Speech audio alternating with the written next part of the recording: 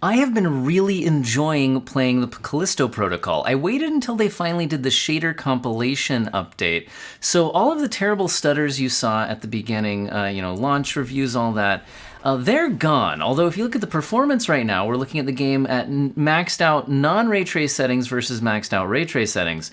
You'll see that with ray tracing enabled, even on a 4090, the game gets very demanding, especially in certain scenes here. And you also see the GPU is often not fully utilized. And that's a CPU limitation. Enabling ray tracing creates a very heavy demand on the CPU, and we're seeing this in more and more games. And it's a little bit disappointing because while we're getting a 60 FPS average here, with ray tracing enabled, that is half of what we're getting without ray tracing enabled, and overall it's just a much lower frame rate, and the minimums were going a lot lower than that. Speaking of minimums, if you look at the 3 frame rate counters I have on each of these, we have the current frame rate on the left along with a frame time graph, the average frame rate in the middle, and the 1% lows on the right. And here what I'm looking at is what if we enable FSR to quality versus FSR to performance to see at what point does that even help? Because lowering the resolution only helps ease the burden on the GPU, not really so much on the CPU. So that's why you can see such a similar performance numbers between FSR to quality and FSR to performance, because in many scenes you're CPU limited regardless of the resolution. And so, here we're seeing a big increase in performance going to the quality setting, but not much better going up to the performance setting. So with that in mind, I really felt like the FSR to quality setting was really the sweet spot there, and it did give a healthy performance boost over native. This game doesn't feature DLSS, it's an AMD-sponsored title. It'd be nice if they'd be a little more platform agnostic here. What I'm looking at here is what if I turn down some of the ray tracing settings? So in the middle we see only ray traced reflections, and they're only at the medium setting, and on the right we're seeing only ray traced shadows. It just has an on or off setting, not various quality settings. On the left we see all the ray tracing settings enabled and reflections turned up to high. It's the only one that has any quality settings. I was trying to see if fine-tuning the ray traced settings would make much difference in the overall performance. And to be honest, it really kind of didn't. You get a little bit of a boost going down to the other settings, but it's not a lot. I did notice that reflections at medium instead of high visually was pretty similar, but I could turn everything else on. So I did some testing off camera, basically. And what I was interested in here was seeing how close to 60 FPS minimums we could keep, especially for anyone playing on a 4K 60 monitor, which is why on the right-hand side here, we're looking at basically everything maxed out except for reflections at medium instead of high. And then I'm using a 60 FPS frame rate limiter. Now, I'm not using the one built into the game. I'm using one through the RTX, software. It got me a flatter frame time graph using that one. Now, I don't think most people on a 4090 have a 60 FPS monitor, but they might have bought it for 4K and still have a 60 FPS monitor. So, I don't know. Anyway, I thought I'd also look at 1440p because, you might have bought a 4090 for high refresh rate 1440p competitive gaming and also play some single player stuff. And here we're seeing the ultra settings again versus the ray traced maxed out settings on the right. And once again, in both of these, we're seeing in many scenes the GPU not fully utilized, so the CPU is unable to keep up. But with the ray tracing enabled, those CPU limitations come in at a much lower frame rate. So it is disappointing to see us not being able to get a high refresh rate experience, even at 1440p with the ray tracing enabled. It's not super bad, but it's also not super high. And the CPU here is a Ryzen 7 7700X with 32 gigabytes of DDR5 CL36 memory, so not bad at all.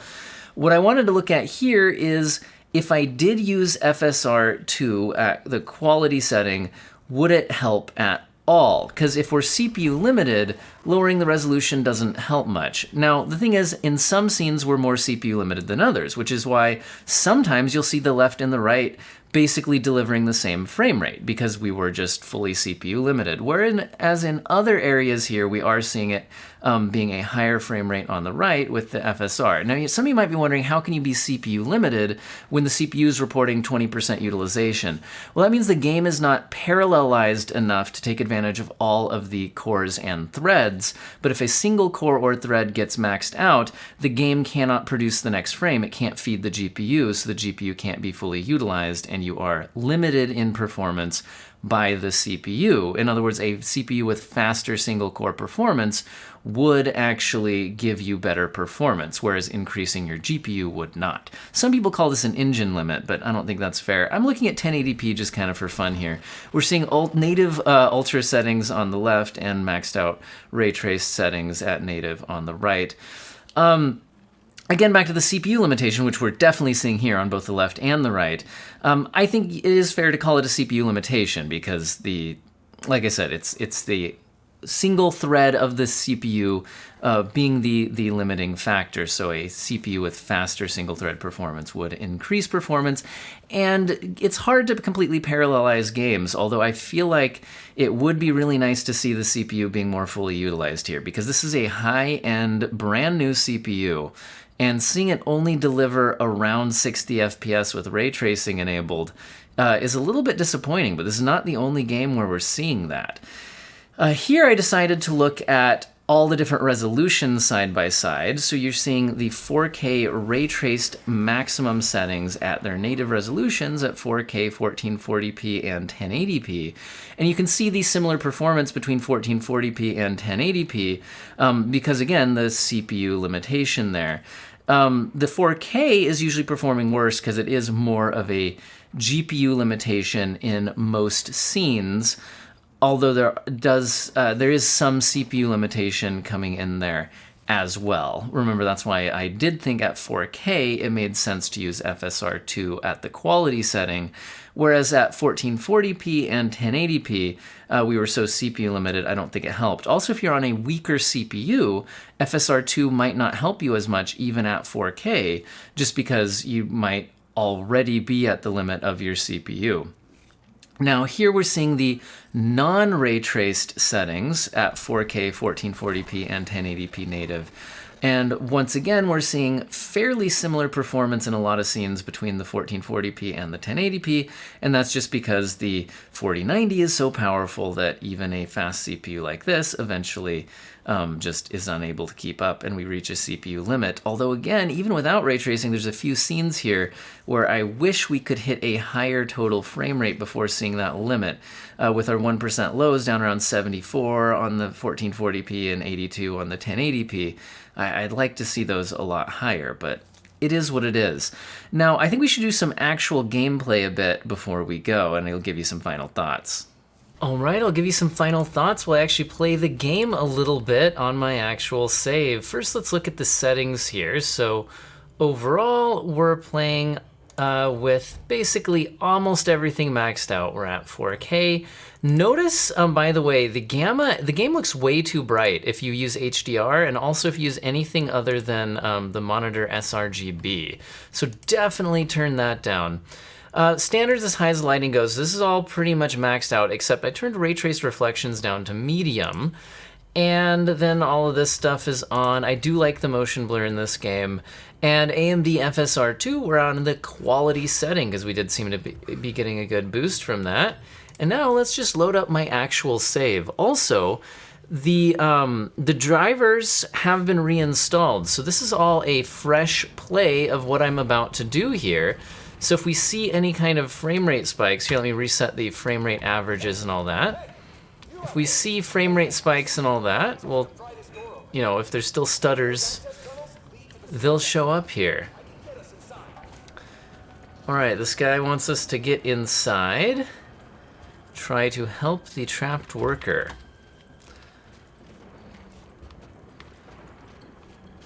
Overall, with these settings, I feel like I'm actually considering going with the 60 FPS cap route as well. I forgot what the buttons do here. Okay, we got some Big monsters. Okay, we should probably maybe use one of these little blowy uppy things. So you get this little power glove thing. I forget what it's called. The grip. So you can throw things. You know, you get your Half-Life 2 gravity gun, basically. These little explodey things seem to go well with it. Yeah, overall, the performance seems to, for the most part, stay over 60 FPS and look quite good at these settings. So we might finish out the combat, but I think the game still has some room for improvement. Do you notice, though, that I'm not limited by my GPU? Do you see the GPU utilization right now? So in a lot of scenes, including this one, it's not a... sorry, I'm distracted by the combat, trying to actually win while I'm talking.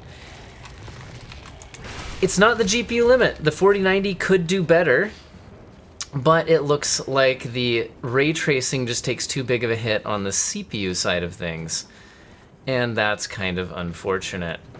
So, I think we won the combat here, and I better fight this guy, you know? Oh, he's got the little tentacle things coming out. I probably should have smashed all the guys out there and got the things I needed. Well, anyway, game's pretty violent. It's also pretty CPU limited, but it's looking like with these settings, we for the most part stay over 60. In some scenes, we're well over 60. And you know, the last thing I'll say is with CPU limited situations, I really wish this game did enable DLSS 3 frame generation, because that is a really cool technology for CPU limited situations, as I've shown in like The Witcher 3 recently, for example. So that would be cool to see, but I guess we're gonna have to probably wait a long time / forever, because this is an AMD sponsored title. I really think FSR2 looks pretty good here. I don't mind using it.